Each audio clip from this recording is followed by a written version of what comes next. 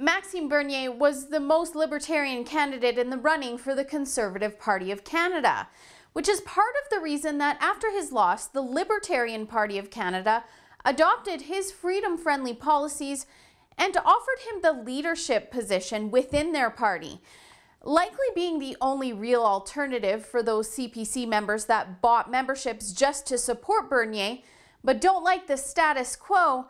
It's not surprising that the Libertarians are seeing a surge in support.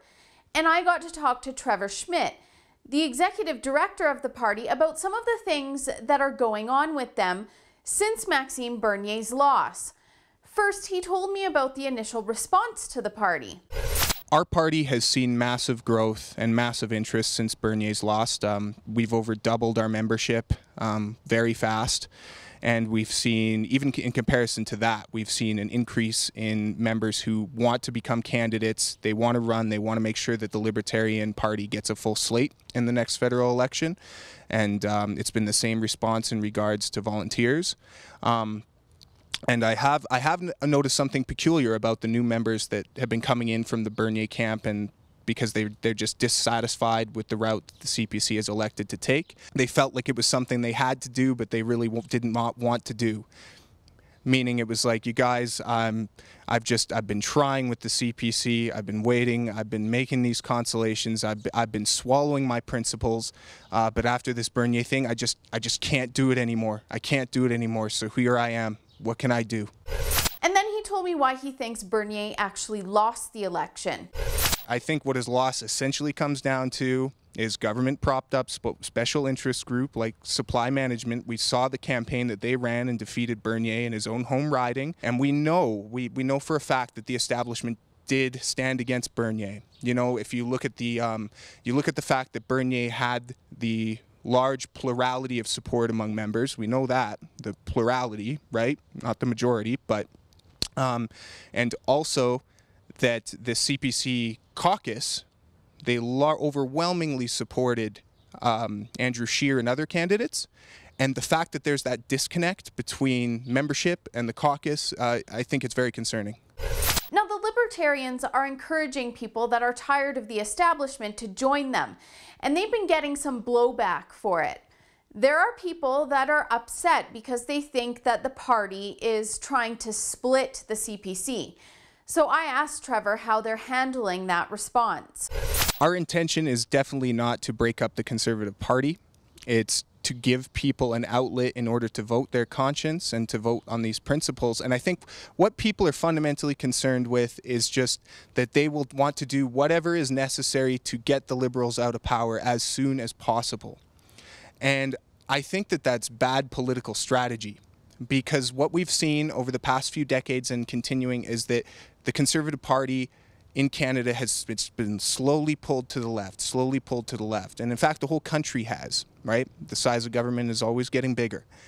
And so I don't think that you're really doing much by keeping the Liberals out of power if you're just going to vote for somebody who's going to follow the same course. The criticism about us splitting the vote, or perhaps if they gave us their support, they're not going to be able to see a Libertarian MP elected because the support will be too small.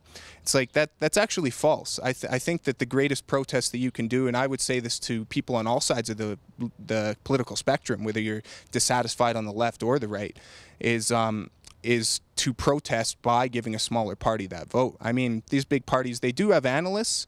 They are going to pay attention to where these votes go, to where these small percentages of votes are going and why it's happening. And they're going to want to incorporate those ideas into their own.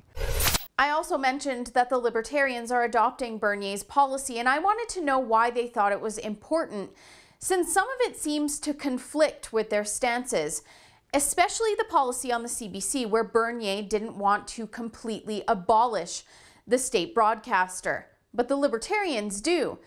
Actually, the first time I caught up with the party was to talk to them about their Sell the CBC campaign. Here, Trevor explains how the party is handling those differences.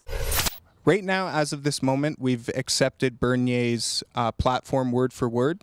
However, we do realize that there are some inconsistencies there, and in fact, we think that in some ways we actually did have better ideas in terms of standing on these principles.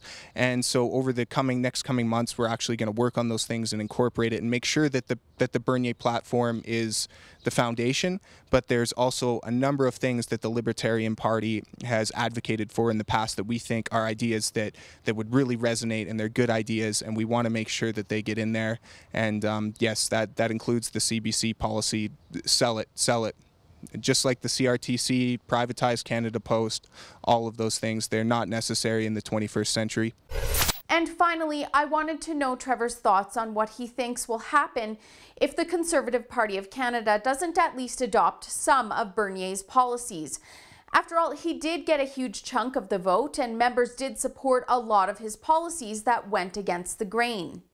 From what I've seen, from the indications that I've seen, I think that what is most likely going to happen is we are going to see, well, and as he's been quoted, Harper 2.0, Harper with a smile, the same old story, which isn't bad. There was definitely stability in the Harper era, but I think that message is going to have a serious problem resonating moving forward.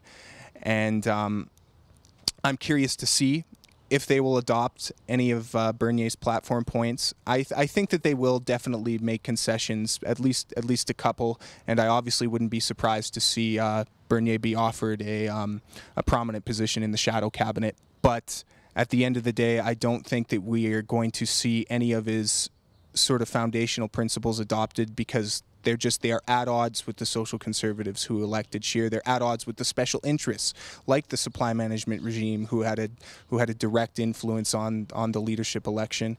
And I think that the new leadership is going to be more beholden to them, the people that helped him get elected, than his opponents in the race. It's just the way it is.